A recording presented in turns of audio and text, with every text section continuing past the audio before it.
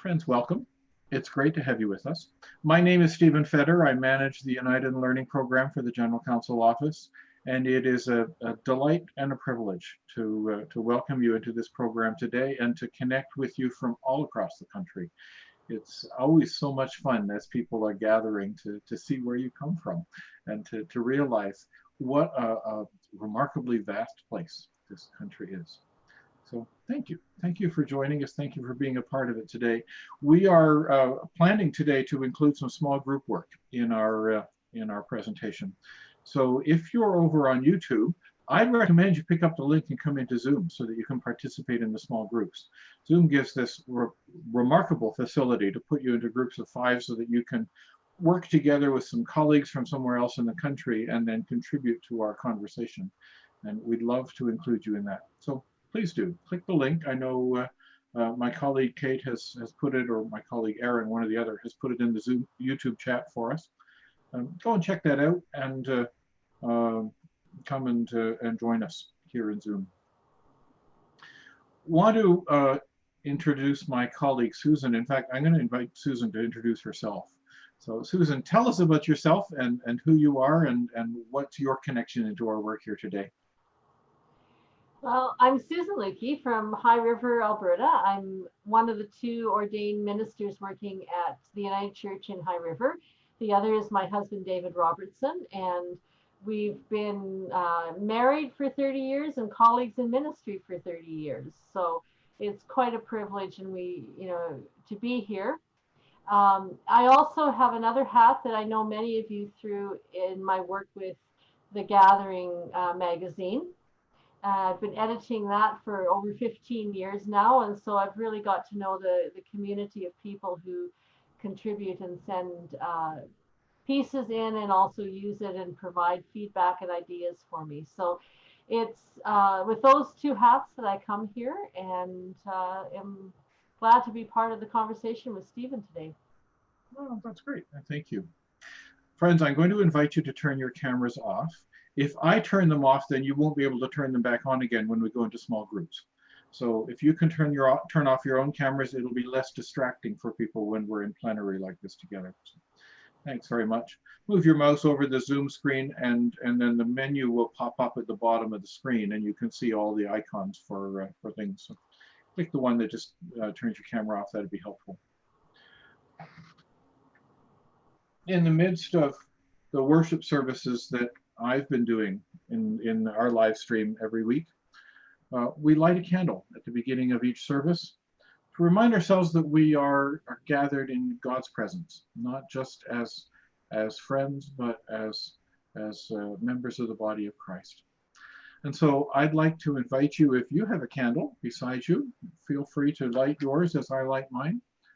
Let's just take a moment to pause and reflect, to remember what it is that we need to bring into God's presence today, to remember the worshiping communities that we serve and that we lead, and to ask for God's presence to be with us. And gather in the light of Christ, trusting that this is the light that warms our hearts and inspires us and draws us forward. In the name of the Christ, welcome. Amen. Susan, would you like to open us with a prayer? Yes, let us pray. Gracious God, gather us in from coast to coast to coast. Connect us in your heart, even as we are connected via the internet. We are so grateful for the ways that we are together even while apart. And we ask your blessing upon this time of sharing, this time of learning, that we might be inspired, but we also might be reassured. We ask this as followers of the way of Jesus. Amen. Amen. Thank you. It's also becoming our practice in the United Church to acknowledge the land where we're sitting. And of course, today we're sitting on many different Aboriginal territories. So could you take a moment just to type into the chat where you are? What Aboriginal territory are you sitting in today? Who has nourished the land for thousands of years where you are? Who has been nourished by the land where you are?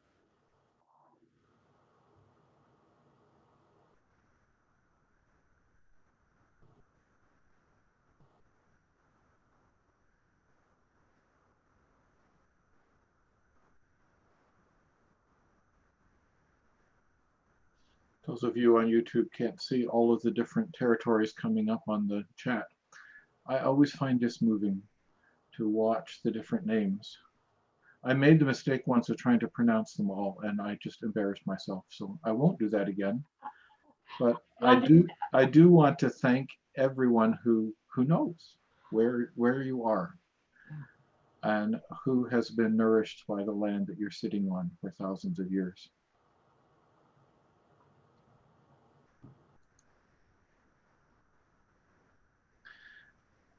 That's mostly a blank slide, so I'm going to turn it off, and then Susan's picture will be a little bigger. Susan, as we were talking the other day, I was really struck by the fact that your experience of living out of a disaster comes not out of this one, but out of something that started much earlier. And as you were talking, I thought some of the things you were saying were important and valuable and a great place to start. But I also suspect that not everybody online knows or remembers the story. So if you can tell us just a little bit about the flood that you and David and your church struggled with in 2013, and what happened, and what happened to your church, and kind of what you've been thinking about since. I think that'd be a great way to start. Okay. I've been thinking a lot about it. Our joke here in High River is in 2013 they forced us out of our homes and wouldn't let us return to them, and now this year they're making us stay in our homes and won't let us leave. So we're at a point where we can have a little bit of laughter at that. But basically, what happened on June 20th in 2013 was the river was rising. It's quite common. I just need to note that we're called High River not because of the river that rises, but actually because of the tall trees along the bank. And the First Nations name for the area is Spitzy, which means high wood. And the river is actually the High Wood River, which got shortened to High River. But, you know, it sort of connects with what happens to the river as well. So it's quite common in the spring for the river to rise, and it had come up earlier in the spring, and we thought we were past flooding potential. We've dealt with various levels of flood before, but what happened is a new snow went into the mountains. It's always snow in the mountains plus big rainstorm, and a rainstorm came in and got caught and was circling in the mountains and brought all the snow down at once. And so not only High River, but Bragg Creek, Canmore, and Calgary, parts of Calgary were hit with it. What was unique about High River is 85% of our town was underwater. So we had massive rebuilding to do, and massive situation where we needed to work together. So the day of the flood, we started sandbagging, doing everything we normally did, but the wall of water that came in was much bigger than we could have anticipated, and evacuations started happening all over, and it was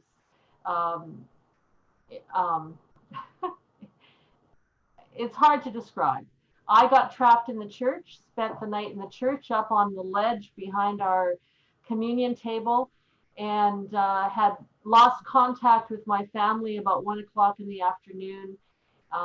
And I thought the rest of the town was fine. I thought it was just the downtown had flooded. And when I got out the next morning, discovered that my family had been evacuated. And that's sort of where the story begins of then having recovery. It was 2 weeks before we could get back in to see the church, but I already knew. I watched the church flood. We had 3 feet of water through the whole church. which we had built 5 years before. The blessing in that is that the contractor that built for us could come back in and help us repair. And I have to put a plug in for the United Church of Canada insurance policy.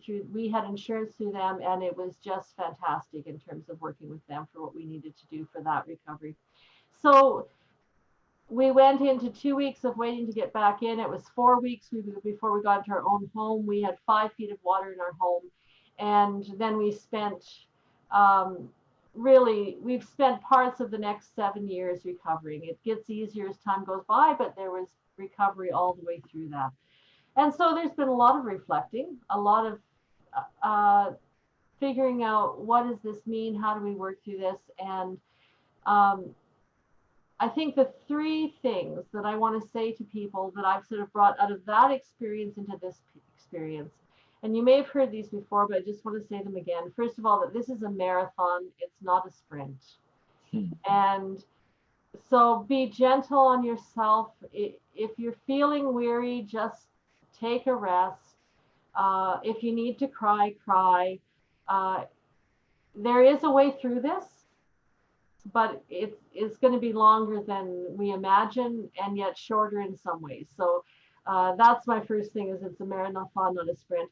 The second thing is that it is our presence with people, more than anything specific that we do, that matters the most. It's not the product, it's our presence. And I think that was the other big learning out of this. And I think that, the third thing is just there is a way through. We'll come through this. We are resurrection people, people of hope and possibility, creative, adaptable people. And we're going to come out of this with some good things, even in spite of the trial and the hardship. So I think that's where it starts. I know you've got the slide about the... Yeah, I was just going to ask you about that. You sent that to me on Tuesday, and I've been pondering it ever since, because it's such a powerful model about how communities move through crisis and react to crisis. And it wasn't one that I'd seen before. Can you just kind of gently walk us through that? Sure. Yeah, this is one we were shown quite soon after by various people that came in to help us post after the flood in 2013. And it's one that I've really come to know is true. It's one that's come out of many studies in various communities. But so you start with the impact. And you might have some notice ahead of time, you might not. And sometimes, like, with this pandemic, we had some inklings out of China, but we couldn't begin to understand what that would mean for our lives. So there's the impact that happens. And the first response is that heroic response of, we'll get in there, we're going to make worship happen next Sunday, and we're going to make it a great experience for our people.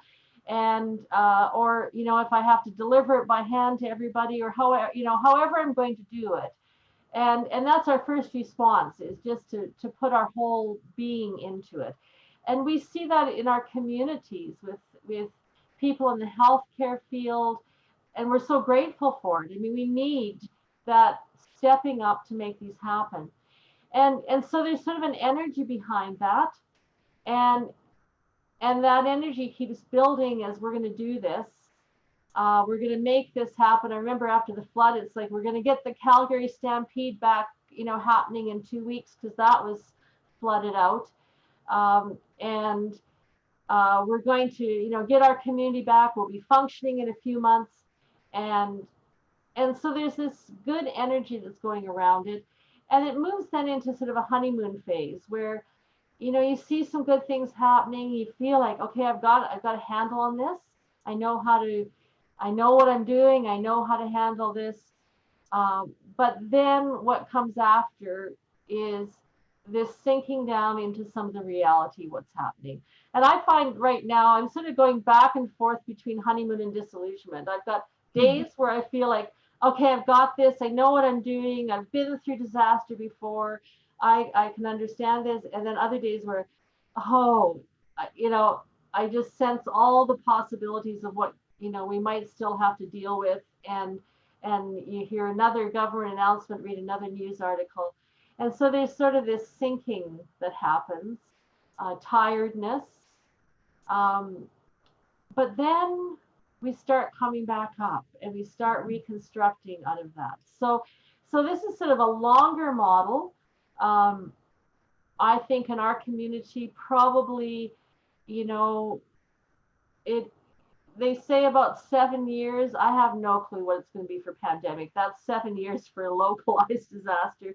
Uh, but but I think it's also then personally we go through this where we start reconstructing, but we can sort of go back and forth a bit. It isn't just a clear path. But I found it helpful to know that when I started feeling really tired and disillusioned with the whole thing, that that's part of the process. It's not me failing or giving up. It's just a natural part of the process. Does that help, Steve? That's so helpful to me. And I'd love to kind of open it now to the participants online and just sort of say, how do you react to that? Is that a model that's helpful? And if it is, where are you on that curve at this point as you're working with the community that you serve?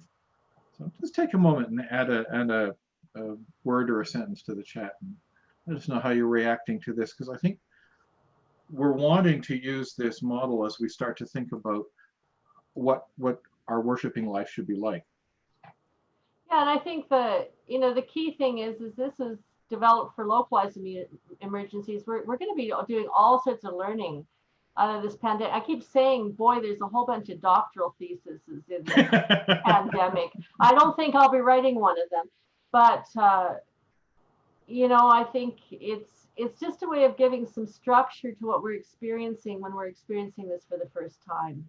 Mm-hmm. Weary of Zooming, says Cecile. Even though it's been a blessing. Yeah, it really is. It's exhausting.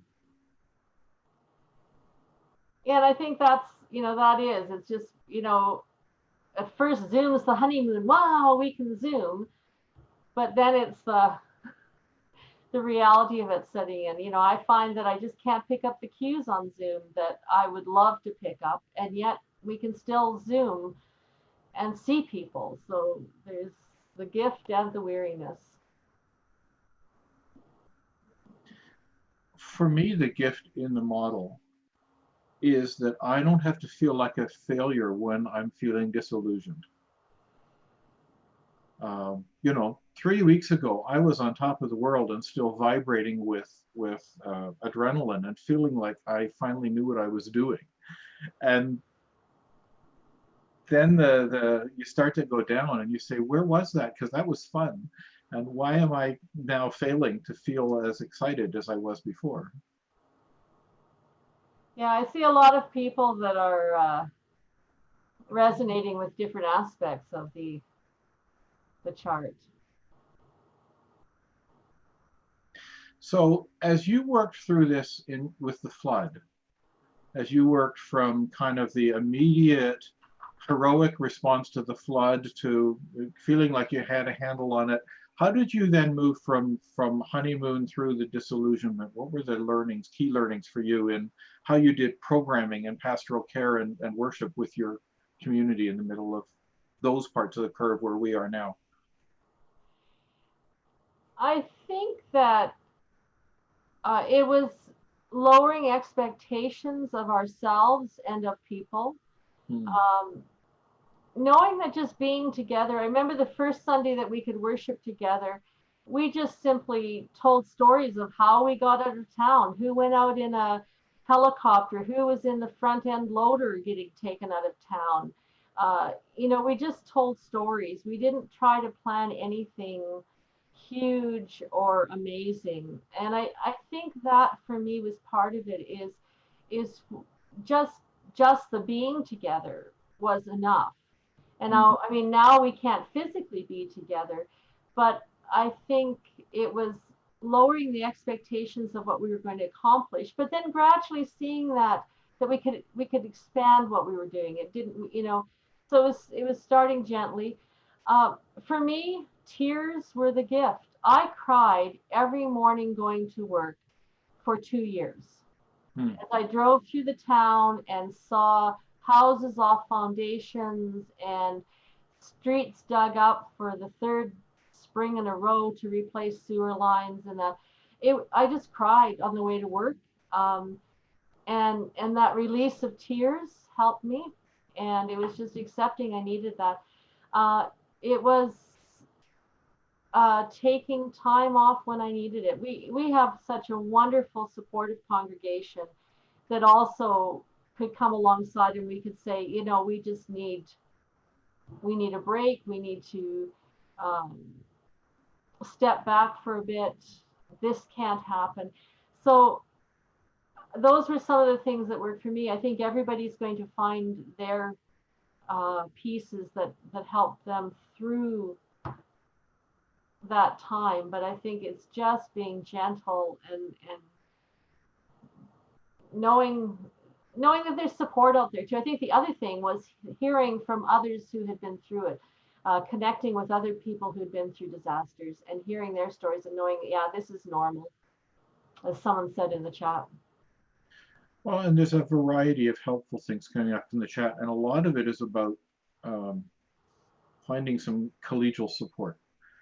People who are discovering new ways to put together a team to create worship, discovering new skills that they didn't realize they had.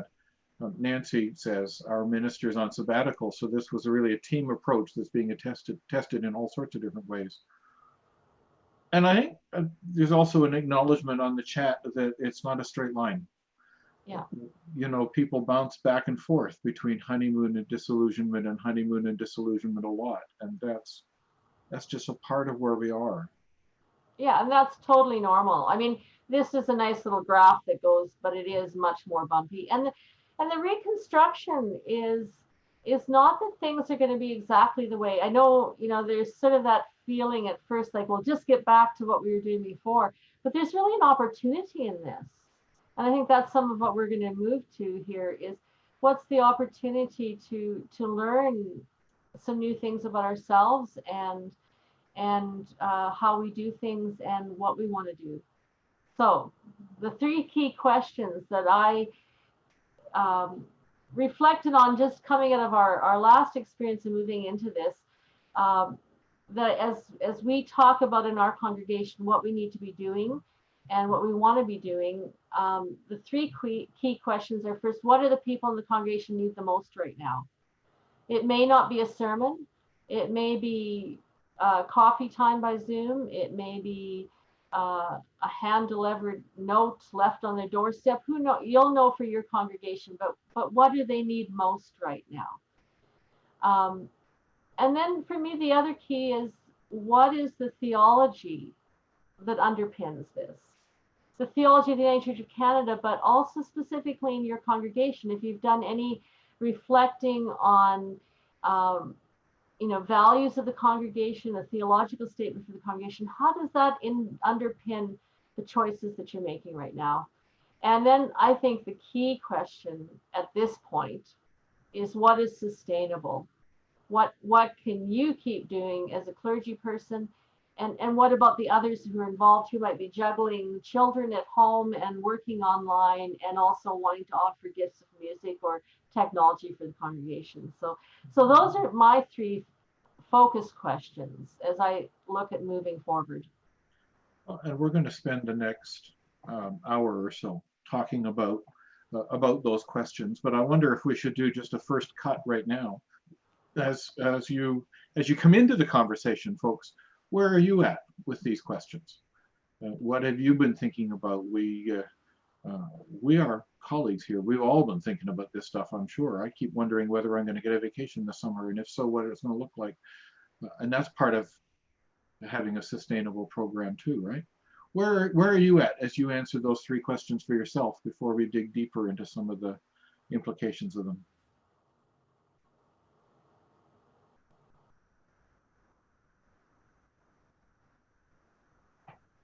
Yeah, I'm seeing some naming how, without a minister, the worship committee working to put worship together to keep things going.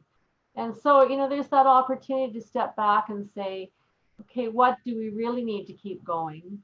If this is long term, what would be the essence of that? It's sort of getting down to the very core, the essence of what we do as a community.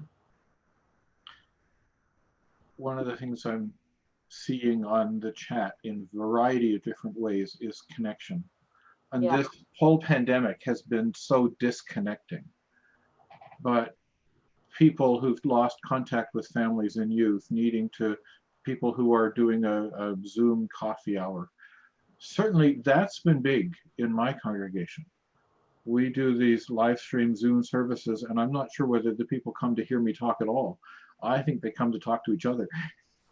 Yeah. I noticed one person naming how they feel scared, Yeah. and it is when everything's been turned upside down, that alarm is just so close.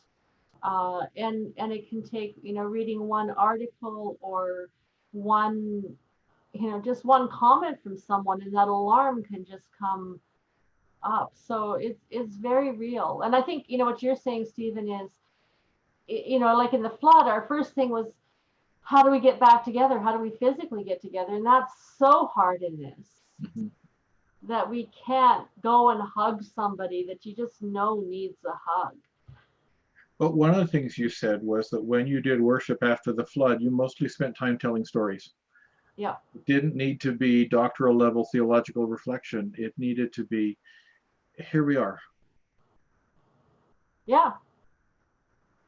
Yeah, which, leads into what we're going to talk about in terms of being, why we worship and why we're here. So it's And maybe that's the transition into the next set of questions that we wanted to consider together.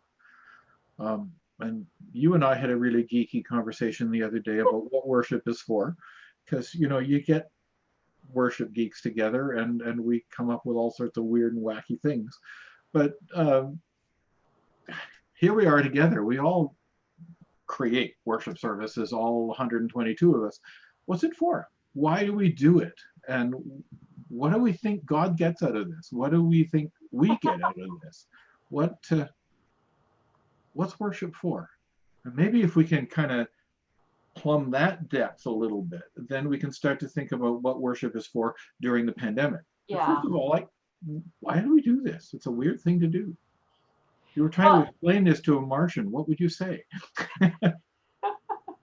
Oh, that's an interesting question.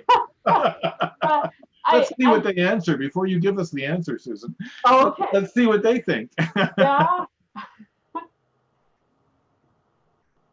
I see some ideas popping up here too about what people are doing, and some great ideas about what people are doing, and I want to collect those ideas too. So we'll do that in a minute. And I think the one thing I'd like to just note that you and I've noted together too, Stephen, is that I think you called it tech envy. Not everybody can do the same thing. And I've had conversations with colleagues, and I said, this is what I'm doing, this is what I can handle. And they say, I couldn't possibly handle doing that. And yet they describe what they're doing, and I'm going, I couldn't do that. So we really have to fit to our context. Just because someone else can do this amazing live stream worship doesn't mean that I have to be able to do that. So let's hold that for a second, Susan, because Yeah. I want to pick up on how people are answering this question Okay. we asked about what worship is for. And there's some helpful stuff coming up on the chat. Susan says worship is to be lifted beyond ourselves. Mm-hmm. Warner says a lot of messaging that God accompanies us in joy and in grief. Worship builds and sustains the relationship between God and God's people. It brings people into community for the spreading of the gospel in word and deed, says Heidi. Or to connect with larger meaning for our individual lives and experiences, says Susan. There's some personal support. There's some sense of identity, who we are, says Wendy. To gather for hope in Christ, self, community, and unity.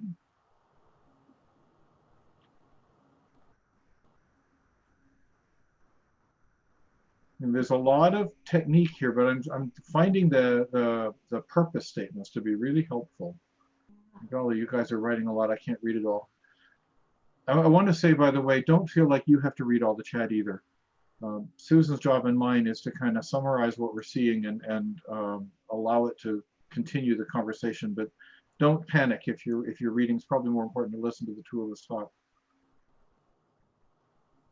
You were describing some models from the tradition, Susan, when we talked the other day about what the church has said worship is for, and I found those helpful. Can you kind of outline those again for everybody? Yeah, so well, partly because I work in the area of worship all the time, not only the congregation, but also with gathering. The other day I started going and looking and saying, what is worship? And I started looking at what we have in the United Church about worship. And interestingly, most of the writing about worship in the United Church is about what we do, not what the theology is behind it. So I found that interesting. So I thought, well, what happens in other churches? So my family background on my dad's side is Orthodox, Ukrainian Greek Orthodox. And I grew up knowing and experiencing that in the Orthodox Church, very much worship is about what is happening in heaven. At the dome of the Orthodox Church is a window to heaven. And so what we are doing in worship is echoing what is already happening in heaven. And in worship, the boundaries of time and space are broken down, and we are connected with the worship in heaven. It doesn't matter how many people gather then here. Whoever gathers worships on behalf of the whole community. So that's the Orthodox approach to worship. And then I looked at the Catholic and just trying to catch a summary of the Catholic worship and what they believe it is about. And what I was reading is it talks about worship, the Mass being the perfect union with Christ. As people receive the Eucharist, this is the most perfect way that they can be in union with Christ. But that worship is also it's an act of God in which humans beings cooperate in order to know, love, and serve God more fully. So really about that union. So then I thought, what are we about? And that's where we had in our conversation. So I'll start it and then we can go back and forth, Steve. But I think in the United Church that really worship is rooted in being the body of Christ. We gather as a body to share each other's joys and sorrows. And we are incarnational in our worship. We are the presence of God for each other. We engage word, music, art, and sacrament in that gathered community, which shapes us and inspires us as the people of God, as the body of Christ.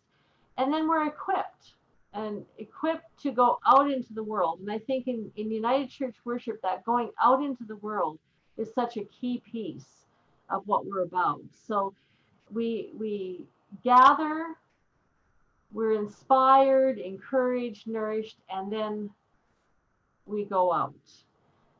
So those are some of the things that I was thinking about. So I am madly typing as you're talking and trying to capture some of what you've said and some of what I've seen on the chat. And I put that up for everybody so that you can have a look and see whether I've missed something. Is there anything else that I should add to that list of why we worship that is important to you? Something more. Can you say a little more about what you mean, Carol?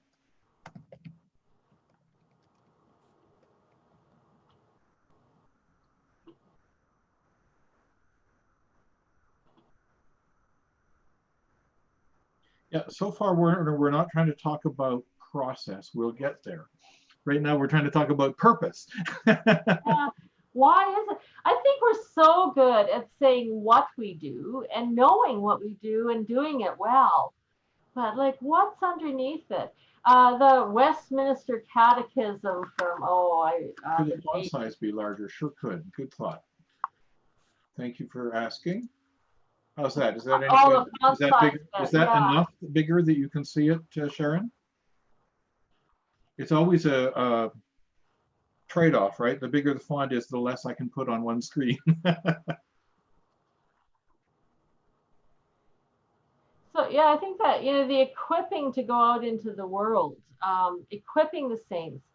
But I think also, one of the things that we learned in our congregation, and I think you're going to reflect on this too, Steve, is is just church as a sanctuary, a place to come apart from the world for a while and be cradled, rooted, grounded.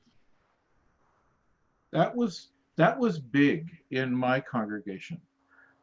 We had some of these kinds of conversations last January in my official board.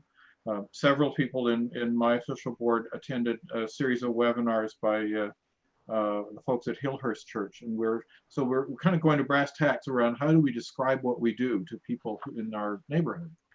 And so we were trying to, we had this kind of conversation about what are we doing, what do we think we're doing, and why. And out of that, what kind of sign could we put on our front signboard that would describe that? So here was the first take on a few signs that we thought might be helpful. And the one that really resonated with people was this one, calm in the chaos. And the sense of church as sanctuary, which was not one that I had really spent a lot of time thinking about. But as we pushed it around in the official board, lots of them were saying, yeah, that's why I come. I need an hour in my week when I'm not thinking about how to pay the bills. I need an hour in my week when I can think about what Carol said, something more. Yeah, so the one question that's popping up in the chat is, how does that work when our sanctuary is flooded, we can't physically gather there, Or when we can't get into our buildings because the all pandemic has closed them. Or even if we're there, at a point where we can get back in, where we can't be sitting side by side. So, Well, and that's why I'm using sanctuary with a small s instead of a capital S. I don't mean a room. And part of what I've been exploring is not how do we have a room that we call the sanctuary, but how do we carve out space in our lives where we find calm in the chaos, where we find warmth, where we find a chance to make ourselves at home, where we connect with wonder and awe. And then how we're as clergy, as congregations, do we help each other do that, even though we can't physically be together? I mean, after the flood, we could find another place. We worshipped in the neighboring town for a while, and then as soon as we had a building we could get into in our town, that was doable. But I think in this kind of situation is how do we create that sanctuary for each other, even without being together? How do we recognize that we are still the body of Christ, and we are together while apart? And I think, as I'm seeing some of the practical ideas, we're finding ways of doing that. Yeah. So we'd like to switch gears now. There's 118 of us in the room. I think we've had fascinating conversation, and I think that we could do even more conversation in small groups. So we're going to break you up into groups of 5, and we're going to give you 10 minutes or so to just share with each other responses to some of what we've been talking about so far. How is the content of your worship services changing? Not the process, not whether you're live streaming or whether you're sending it out in the mail ahead of time, but what new practices are you including in your worship services to address the emerging spiritual needs? And how have these new practices how do they reflect the purposes of worship that we've been discussing? So that'll be the small group question. And if you're interested, here's a link to the Google Doc that I've been keeping so that you can see all of those summary comments I made about what you said worship was for. So if you want, you can go and collect that link and you can add to it. That's a link that will allow you to edit. Feel free to add to it if you like, but spend as much time as you can on the small group questions. And let me just go and do the technical stuff to make that happen.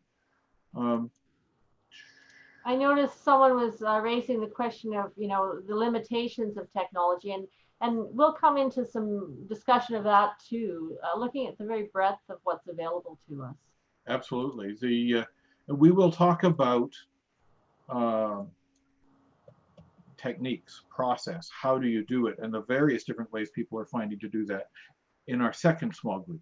So try not to spend a whole lot of time talking about tech or engaging in the tech envy. try instead to think about really these purpose questions and whether there are things you are changing. Like my sermons have changed. And that's because I think the spiritual needs are different. The way we do prayers of the people has changed. Some of those kinds of things we want to name. We're going to give you 10 minutes. You will find that there's a countdown timer in the top right corner of your Zoom screen, so you can see how much time there is left.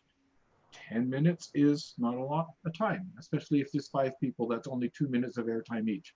So watch the clock, and we'll see you back in 10 minutes. Steve, will they be able to see the questions once they go into small groups? No. So let me add them to the Google Doc. That's a good thought. I will put them in the Google Doc as soon as you go into small groups. Start talking now. Let me not delay the conversation, but I'll get them for you. I will also put them in the chat, which you can access from the small group when you're there. Here we go. And Susan, you don't need to accept the invitation.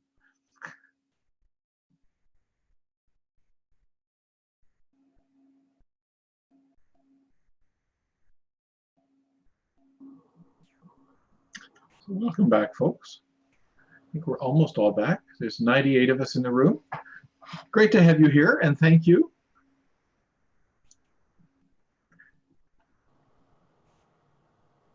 I'd invite you to turn off your cameras while we're in plenary, just because it's distracting.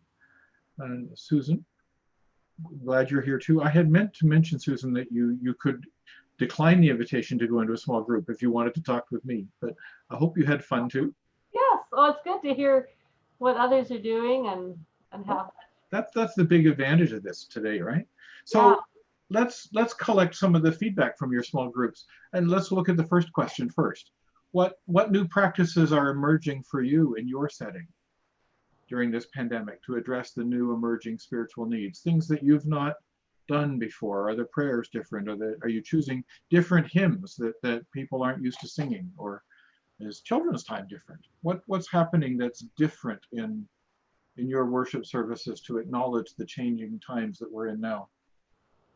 One of the things, Ray, it's in our group, just while people are typing in, is the fact that, you know, if we've had a practice of silence in prayers, that's much harder to do on Zoom or on teleconferencing, because there's such a sense of, oh, is there a technological glitch? Is that's why there's silence? So something that people are missing and longing for. Well, and Jennifer says she's been focusing on trying to prove that she can still do everything she used to do, which is maybe not the most helpful thing, eh? Interesting. Oh, there we go. Sermons are shorter, says Kate. Yeah. 67 minutes long. Doing land acknowledgements on the land. So that sounds interesting. Zoom chat for prayers, and I speak them into the space, says Heather. Children's time on a separate day. No children's time in a shorter sermon, says Scott. Lots of people have shorter sermons. People will not want to come back to the regular church service if we keep doing this, folks. Lack of silence, says Brian. Interesting. And yeah, I heard a lot about, you know, people trying to figure out how to sing. I know in our congregation, that's one of the key values of our congregation, is singing together. And that is, you know, different ways we're trying to incorporate music.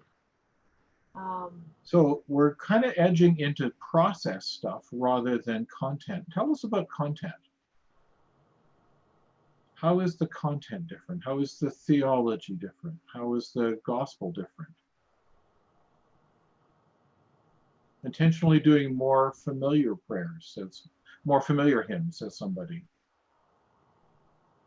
Yeah, and I found myself leaning that way too, that this isn't a time for a lot of new stuff. It's for a time for people to be able to rest in what is familiar, and that's okay. Lots of emphasis on hope, says Sunran.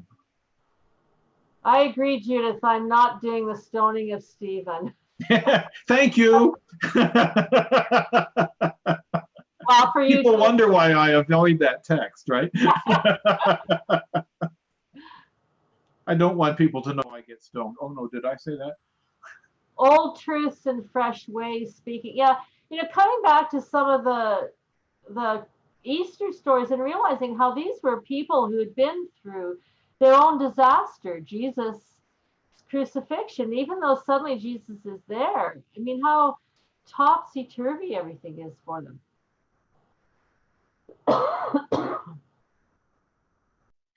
So as you reflect on your changing practice, which is important, how does this connect to the purpose of worship statements that we were describing earlier? And let me go and put those up again so that we can be reminded of them.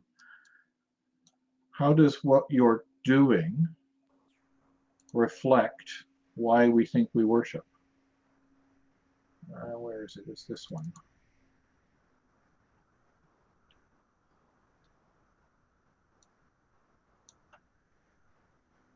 Calm in the chaos is reflected during worship, says Paul. Interesting.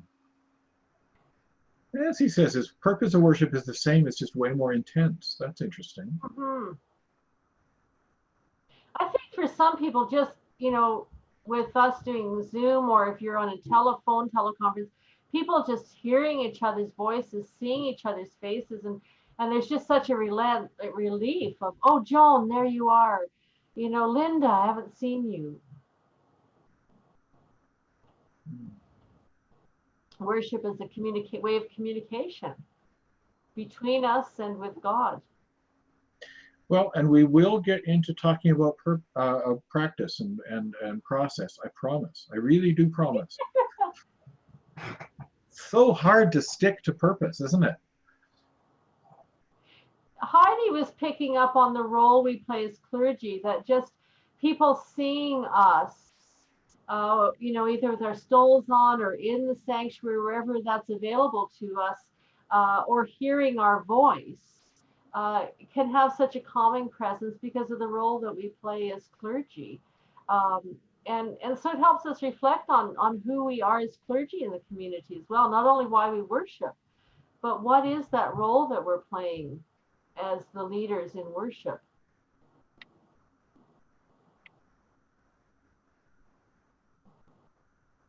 People who are hungry for meaning, and because this has raised all the questions of life.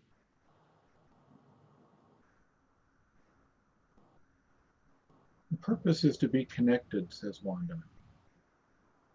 Nancy says, here's an opportunity for us to step back and think, what can we bring to this world? What's the point? What does Jesus bring?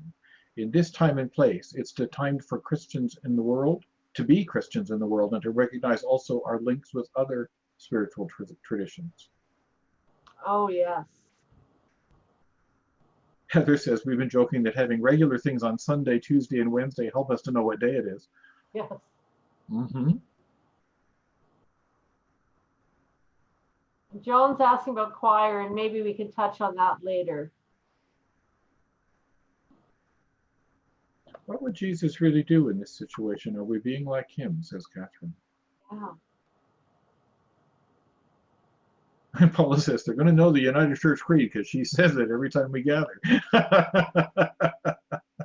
But what powerful words for this. We are not alone. I say it. I say it almost every time I light the candle. I didn't today, but I often do. So Susan and I have a sense that there are a variety of different things that are emerging as we learn how to worship together. And we're going to use this to jump off into the next small group exercise. It picks up some of the process stuff that you've been acknowledging, and I think we're seeing all of these different ways of worshiping come out in this conversation.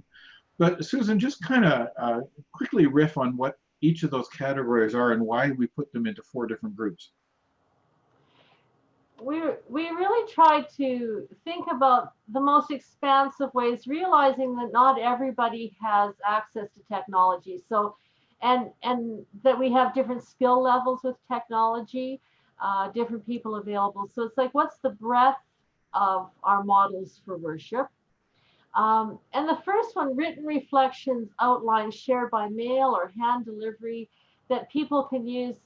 I don't know, asynchronous, I can't say asynchronously. I'm learning this word from Stephen. Um, but one of the things that when we started, okay, we're going to do Zoom, we'll get online, and I suddenly started making a list because my mom is part of the congregation, and I know she doesn't have a computer, and I started making a list of all the people in our congregation who don't have computers, and I got to about 40 people, 40 households, and I thought, this is, how do we include them? And so Zoom, you can phone in, that offers one opportunity. But then I also thought of the number of our congregation in seniors care centers and that, who again might not have access to phoning in, even that. So, you know, I know that we are trying some shared written reflections and outlines to hand out to people. And I know that others are doing that. Do we want examples right now, Steve, or should we? No, we'll collect examples at the end, I think. So let's just talk about what the categories are. So then the other way we know people are doing is pre-recording, so that, and then posting it to YouTube and Facebook, so that it's all done. By Thursday, you have to have it all done to post and be put together. The third category we named was live streaming, where it really is coming live to you on Sunday mornings by various platforms that are available to us. And then the other, we just sort of had a general category of others' expressions of worship that are evolving, ways that we're finding of making those connections that aren't necessarily using technology, but provide a few different options to that. So that's sort of the overview. Mm-hmm. Yeah, I am collecting comments as they come in on the flip chart, which on the chat, which just kind of acknowledges the things you're saying. So yeah, I mean, the variety that you and I have seen are all represented online here, which is kind of neat. And I'm just adding to this. This is the same document that you have access to, and we will go back to it. And so, yeah, everybody will have a chance to have this for referral later. So the third category really is live stream stuff. And that would be doing a worship service using a tool like the one that we're using today for our meeting. Right. And there are some churches, including mine, that are doing live streamed services on Sunday mornings. Sometimes, but not always, also doing a broadcast to YouTube live so that people can watch. Yeah. And then I wanted to make a list of maybe other things that we haven't seen or that we haven't named quite so clearly. There are other things happening. There are daily prayer services happening across the church. There are people who are writing letters to congregation members, and I've noticed some of those people saying them on the line. Are there other things that you're doing that don't fall into one of those first three categories, but are new and different ways of worshiping or being a worshiping community that we could collect together and learn from each other about? Yeah. Almost daily live Facebook Live pieces. That's interesting. Yeah. Thank you. Let me just capture that.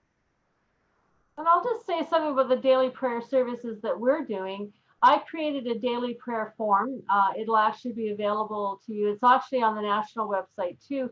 But we invite everybody at 10 o'clock in the morning, if that time is available to them, if not, to do it at a different time, and to pause, to light a candle if they can, or to hold a Bible if they don't have a candle, and to use that daily prayer, knowing that all of us in our own places are taking that time to pray. So even though we can't see each other or hear each other, there's a sense that we can think of the others in our congregation that are, and that's something that my husband and I, as the clergy, have really devoted ourselves to making sure that we are praying at 10 o'clock every morning, so that everybody can know that we are doing that too. So even without being able to see each other or hear each other, we know that there's that connection there.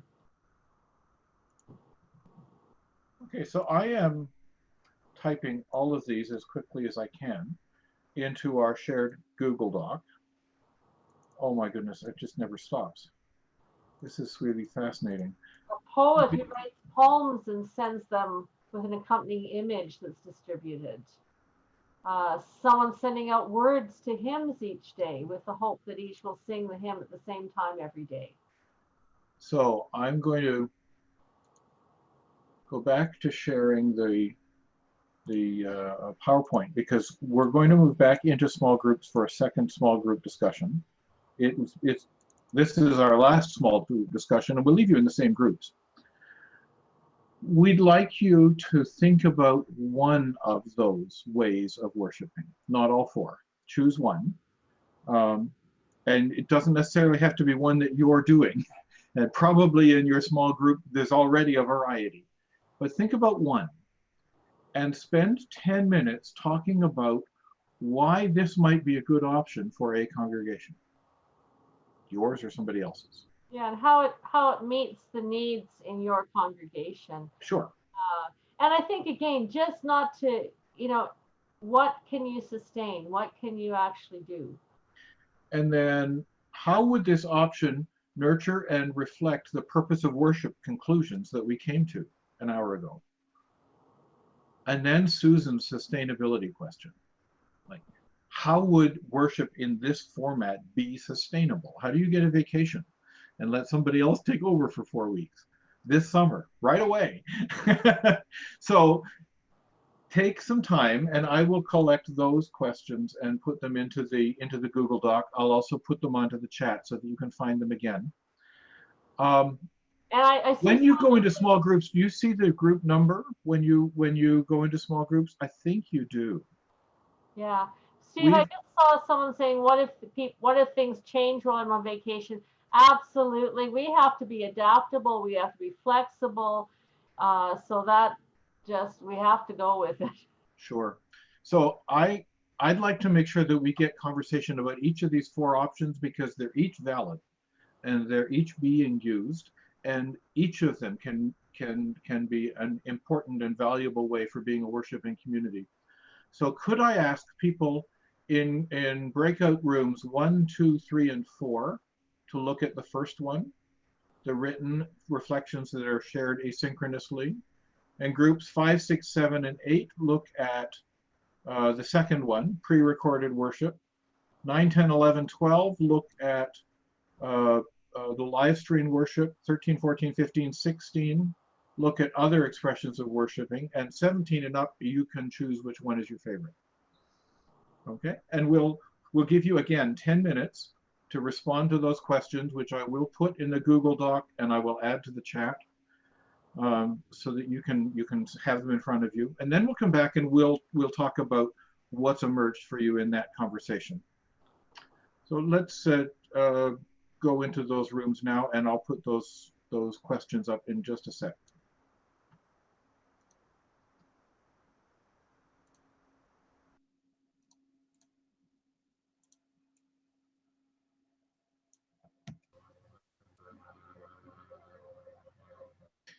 Welcome back, folks.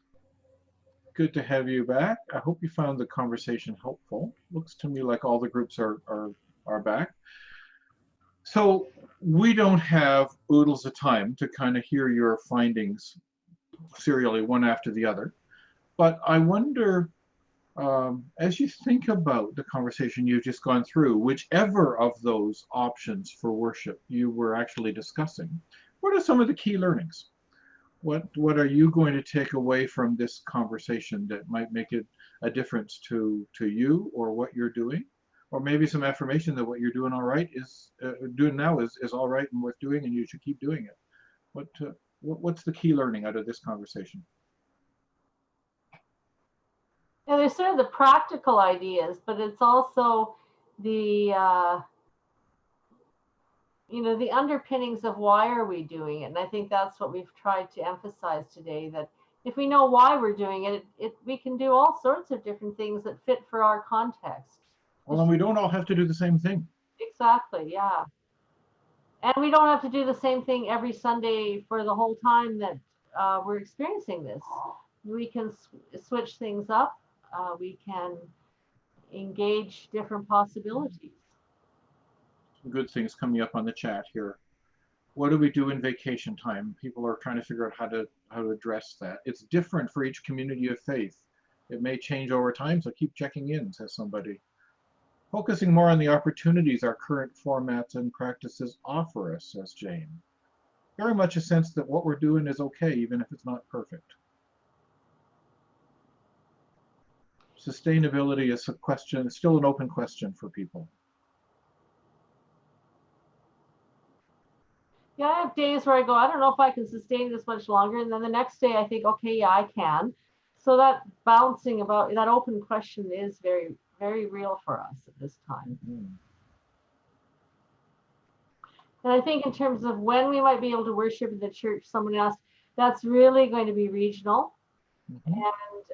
And it's not something, there can be sort of guidelines that we follow, but that's going to be so regional.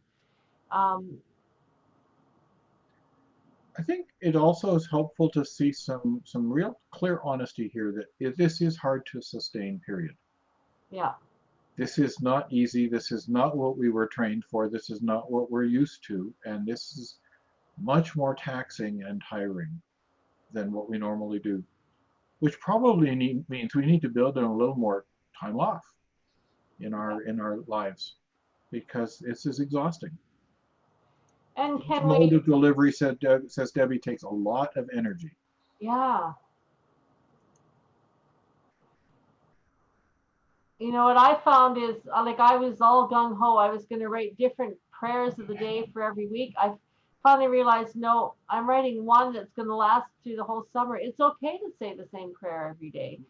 And I was assigning a worship, a scripture reading for each day. And on one of these sessions, someone mentioned reading through the Psalms, and I thought, that's it. I don't have to pick one for every day. Uh, I'll just, on May 1st, we're reading Psalm 1, May 2nd, Psalm 2. So it's like, how can we take some things and a step back and just give ourselves permission, not have to be creating new things? How can we work with clergy and congregations that are close to us and take turns? Or I think the vacation, that's something that I know my husband and I are really talking about it. We always take vacation together. We tend to this year. But where does that leave the congregation when we're managing the Zoom and that? And how do we train people, or how do we give different options? Do we invite people for that time to go and worship with some other congregations as if they were on holiday, and see what they glean from them? Worship with the moderator. That we have to give ourselves breaks. And if there's a Sunday you're getting to, and you just go, I can't do this.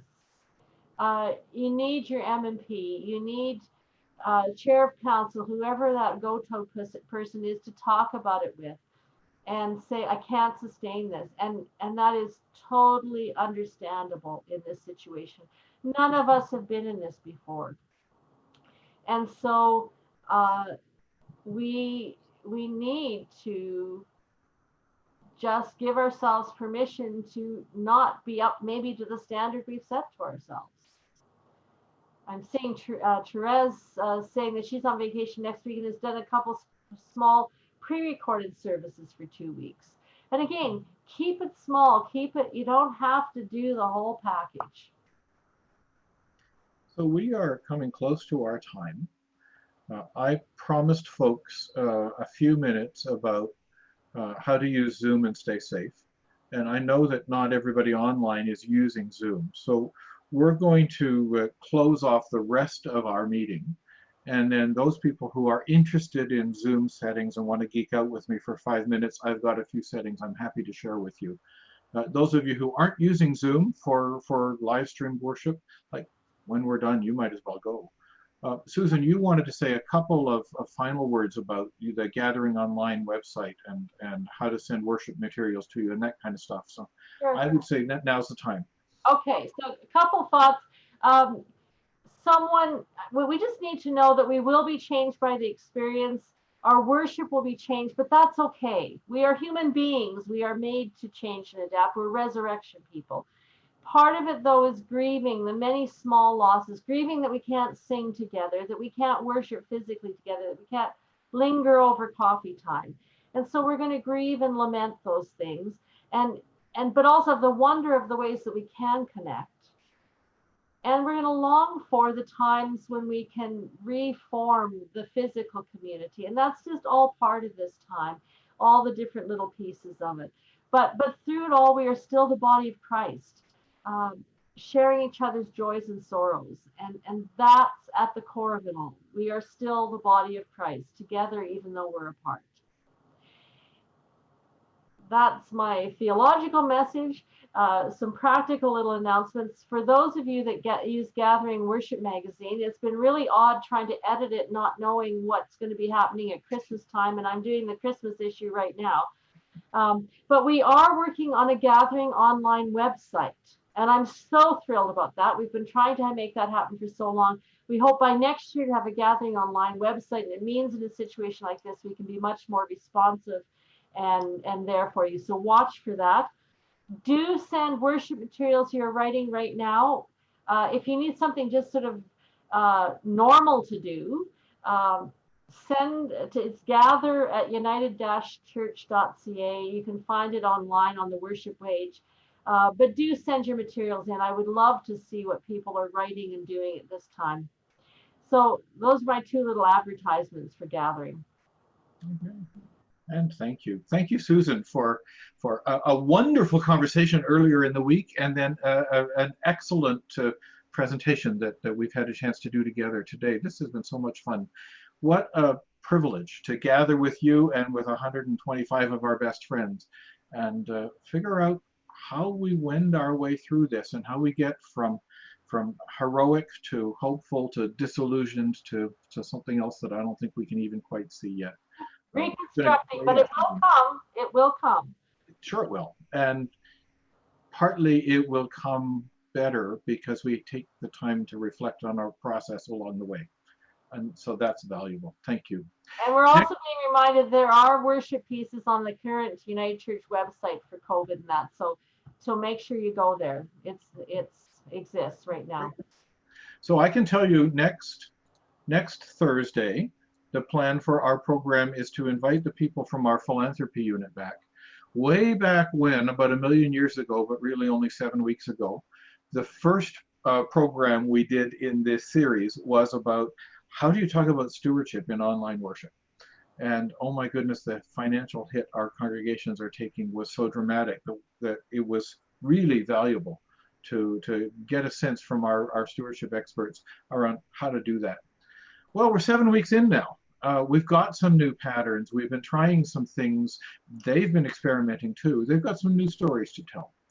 And so they're going to take some time next Thursday to share with us some of what they're learning about how to discuss finances and stewardship with people in our congregations as we move into the next stage of the pandemic.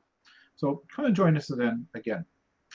For those of you who would like to stay on for another 5 minutes, I'm happy to show you around my pet toy, I mean Zoom. So by all means stay, and if you'd like to go because Zoom isn't your thing, we understand completely, and we're expecting the group to shrink drastically. We hope you'll join us again next week. Yeah, take care everyone, take care.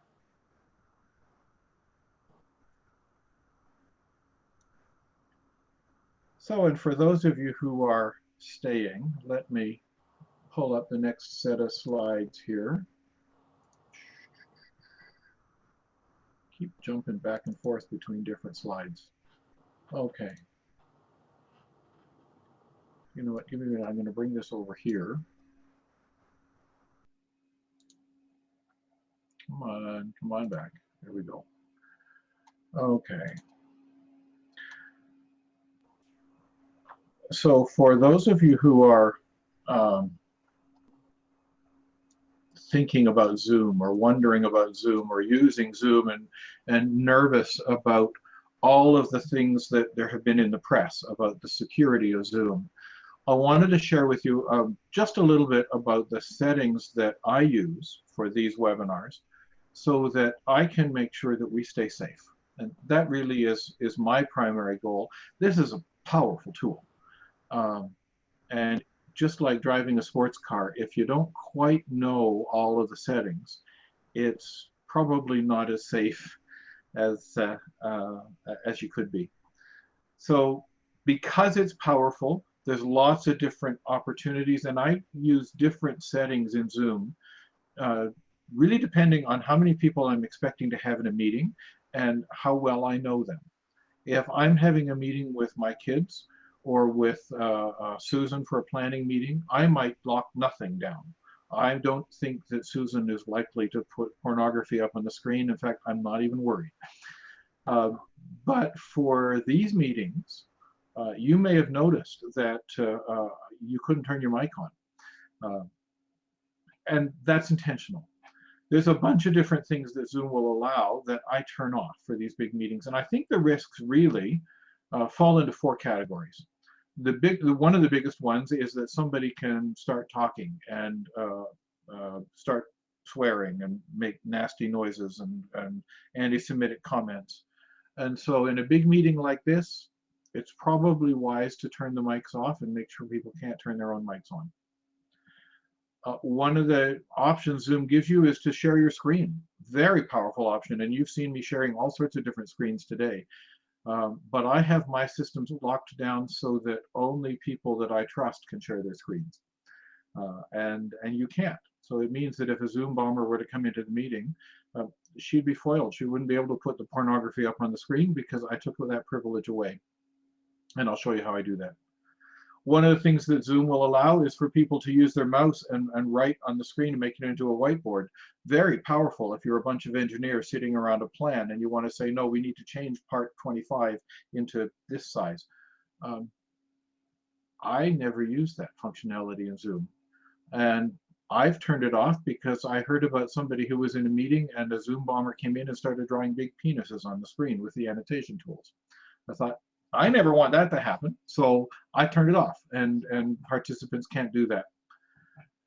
The other thing that's been in the press is about corporate espionage.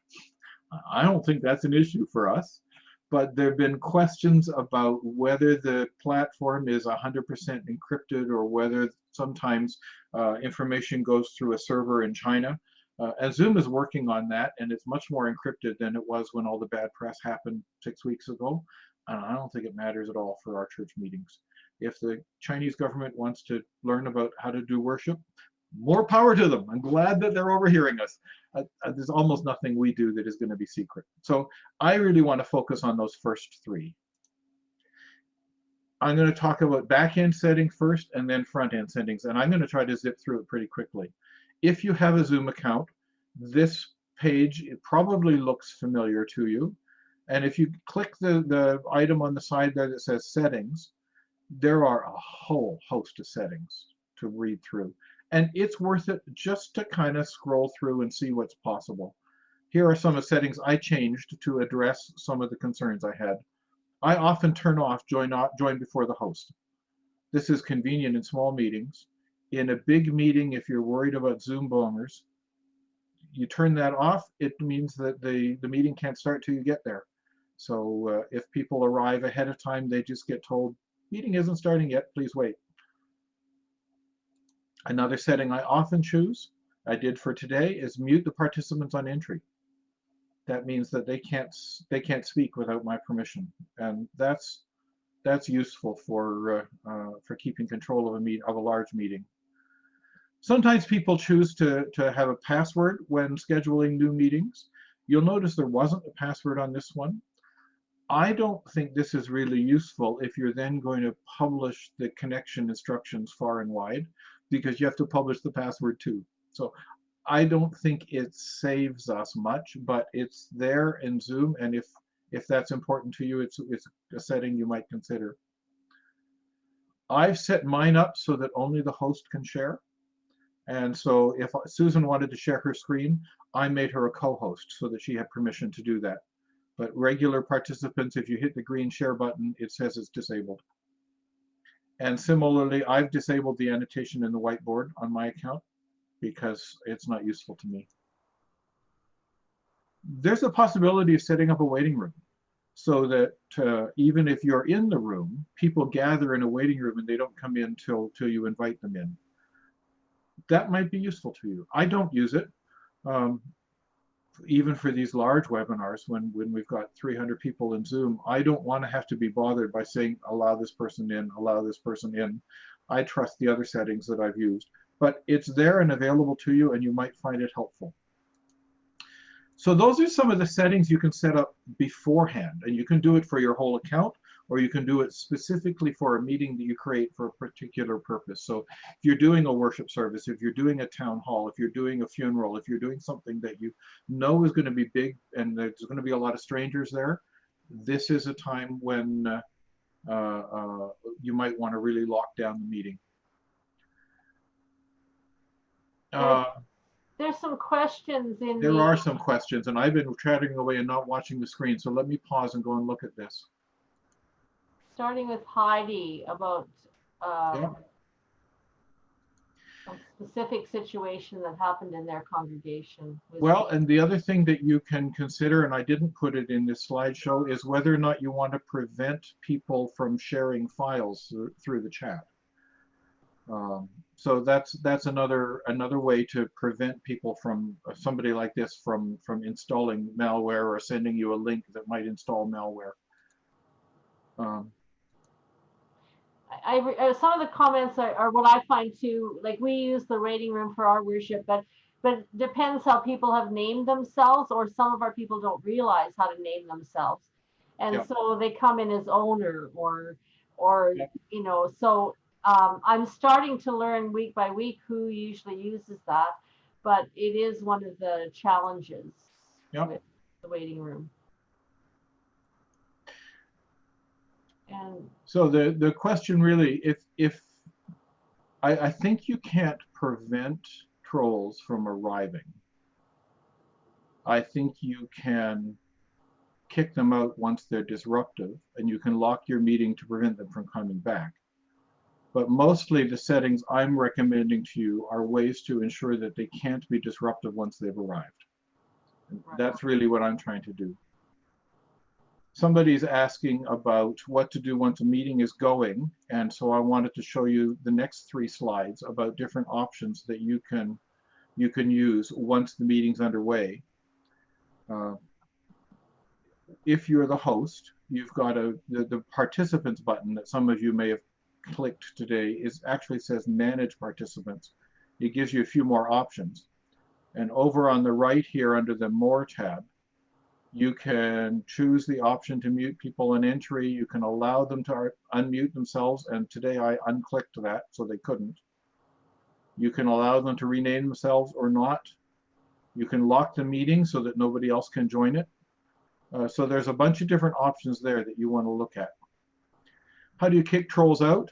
I didn't do a slide on that because you have to have more than one person in a room to show it. But if you were to go onto the participant screen and hover your mouse over the participant's name, you get a couple of blue buttons. One says unmute and another says more. And if you click the more, it will allow you to remove the person whose name you've clicked. It will also allow you to report them. So if somebody has come in and they start to be disruptive, you can report them to Zoom, and Zoom will put a flag against their account so they can't join other Zoom meetings with that account. So those options are available to you from the participants menu, the same one that I've highlighted here. You would just go ahead. Someone's asking just what you said about malware prevention again, if you could repeat that. Yeah, the other option you can say, and actually let me move on to another slide because it'll show you, there's 2 down here. If I'm looking at this one, allow participants to share the screen or the chat or rename themselves. From that security tab, which is new since I first did these slides, you can do a bunch of these different kinds of things in the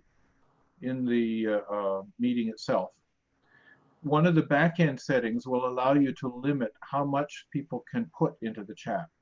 Right now, the chat allows people to share files. So that could be useful if I want to share a link to the Google Doc, or if I want to send you out a doc that you all open. I could lock that down so that people can't put a link into the chat, or they can't share a file in the chat, or they can't share a cute picture into the chat or something like that. And in a large meeting where you don't know who's coming, that might be a wise thing to do. And Bill's just reminding us to make sure to have everyone install Zoom updates. I know there's a Zoom 5 that someone mentioned here. I think that's important, and you will find every time you, I think every time you close the Zoom application on your desktop, it will ask about doing a recent install. So keep your Zoom up to date. You don't need administrative privileges to do that, but you do need to be responsible for your own system. Use the most recent version. They've come out with a new client called Zoom 5, and everybody is going to be required to use it after the 30th of May. So if you don't take the time between now and the end of May to install it yourself, you won't be able to get into a meeting in June until you've done that. And that will beef up some of the encryption work that they've done. The other in-meeting controls that you have are related to that green share screen button. And if you click the up arrow beside it, it'll allow you, if you forgot to change your settings, it'll allow you to change who can share and when. And can multiple participants share simultaneously, or only the host, one person at a time? Some of those options are there. So have a look at those. If the breakout rooms may need to be enabled in your settings. Once they're enabled, it's pretty straightforward, but only the host can do it. It's not not even a co-host can do it. You have to be logged in as the host in order to put people into breakout rooms. I wasn't going to talk about that today because it's really not a security issue. Yeah, Heather is saying she likes to tell people to log in earlier than you think they need to, just because of that updating necessity. I think that's a good idea. I always invite people to come in at least 10 minutes early. Someone asked about how do you know if phone participants want to speak? And I mean, when I'm doing worship on Sunday, people are mainly listening, and we sometimes open it up so everybody can speak to wish the peace of Christ to each other. But otherwise, it's mostly them receiving from us. However, if I'm doing a meeting and there's phone participants, as the chair of a meeting, then I need to sort of check in and say, you know, Volkmar, I know you're on the phone. Do you have something to add at this point? And I try to make sure I go through everybody and do that and check in with everybody if I've got people muted. Sure. So there are two. I mean, Zoom's options for people on the phone are really limited. I would love to have a few more, but there are two commands that are useful. If you've got people muted, but they have the permission to turn their mics on when they want to, and you might do that in some meetings, then people on the phone can push *6 and it will open their mic. Just like people on the computer can push the microphone icon and open their computers. So as long as you haven't removed permission for participants to turn on their mics, *6 will do it, and *6 will mute them again. And we use that in the prayers of the people in my church all the time. If you've locked everybody down, the other command people might want to know is *9, and that will allow them to raise their hand. So that'll put a flag beside their name on the participant screen, and you as the host can see that they're trying to get your attention. So *9 won't disrupt anything. It just puts a flag beside their name, but you'll see they've done it, and then you can choose whether to open that mic in a big meeting if you've locked down the mics. So *6 and *9 are the two commands that are available to people on the phone only. Someone says that those commands don't work on all phones. So that we do what we can. The instructions for phone users are right at the bottom of the invitation that goes out. So if you keep reading down, that's where the phone user instructions are. The documentation on the Zoom support site is extensive. Okay. Which is wonderful. It's very clear, and it'll give you all those instructions. But finding the right article sometimes takes a while. Okay. But that's where I found it, Jennifer, and I don't have the search terms handy in my head anymore. But *6 and *9 are the only two things that phone users can do, and I use them both these days. And the breakout room, then, if you are the host, that's where you're going to see that and learn the instruction, be able to manage that. And I would say, and here's a general tip for doing any of this stuff, I would say experiment. Yeah. When I learned this stuff, I set up a private meeting between my desktop and my laptop. And then I could see what it looked like on each one. I think I added my phone in too, so I had 3 participants, but it was all me. And then I could make all my mistakes without anybody watching. And I could play with the different options until I figured out how to do it smoothly. Yeah, I did it with, I had my husband on another computer and my son on another one, and we were all in the same house, but then we could have a little meeting and try everything out and run back and forth. And sure. Yeah, so those practice is very good. Oh, Bill has just put up a link for Zoom breakout rooms if you want to learn more about how to do that. And I like the idea of passing the peace in breakout rooms. I think I'm going to try that. That's a neat idea. I strongly recommend the support.zoom.us site. It's fabulous. It is extensive, but it is fabulous. It's true, Monica, that you can only have one room on an account at the same time. So if you've got several different people using the same Zoom account, you might run into troubles with meetings that run long and won't permit you to open a second room. It's an issue. Yeah, you have to make sure that the other meeting is well and truly closed, which means you have to end it. You can't just leave it.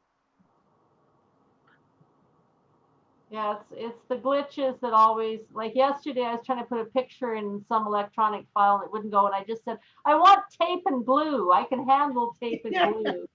But Heidi was asking, when you said about the back-end security settings, just what you meant by that. If you log into your Zoom account at zoom.us and then just log into your account using your credentials, it will take you immediately to that page that I showed you that has all those different settings on it. Oops, where is it? There it is. That page. So it'll show you this page. Yeah. And normally I think it defaults to the meeting tab, which would be this one up here. If you click on the settings tab, it gives you all the different settings that are available for your account. And yes, I agree, the free accounts don't have as many settings as the paid accounts do, but I think most of these security settings are available to you. You just have to go hunting for them a little bit. I'm aware that it's 20 after the hour. We've taken a little longer than I promised you. I'm happy to stay on for a few more minutes, but I also want to invite you, if you've got other things to do, like don't feel like you have to hang on. Someone was saying, is it possible to use a Zoom account without us knowing it? And it shouldn't be, unless they'd have to have your passwords and sign it and everything. The funny thing is that if you've got join before host allowed on your meeting, then people technically could start a meeting. They won't have access to any of the security controls or any of the host abilities, but they can actually go on and talk to each other without you being there because you've allowed them to join before the host. So it is technically possible. Maybe one of the reasons why you want to click the button that says don't join before the host, because you don't want people abusing your account. Right on. Well, I think